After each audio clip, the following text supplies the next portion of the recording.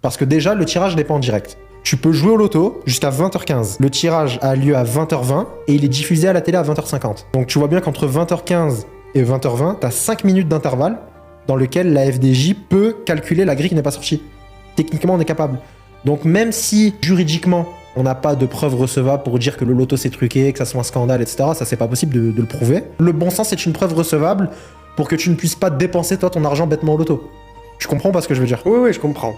Une entreprise, un État, une institution, comme je dis sur la vidéo, qui a les moyens de mener une action qui est dans son intérêt, elle va mener cette action qui est dans son intérêt. Bien sûr, bien sûr. Pour moi, c'est ça le bon sens. J'ai appelé un gars de la FDJ, le service client, je m'étais mis ne pas enregistrer l'appel.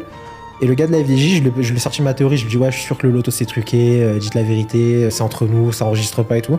Je lui ai donné ma théorie là, comme je viens de t'expliquer. D'accord.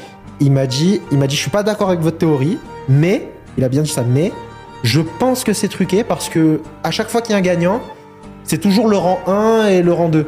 Et quand il n'y a pas de gagnant, c'est toujours le rang 5, 6, 7, je sais pas quoi. Il me dit que selon lui, au niveau des probabilités, quand il y a un gagnant, c'est pas possible à chaque fois qu'il y ait qu'un seul gagnant de rang 1 qui gagne le gros lot. Normalement, il devrait y en avoir plusieurs, 2, 3, des rangs 2, des rangs 3.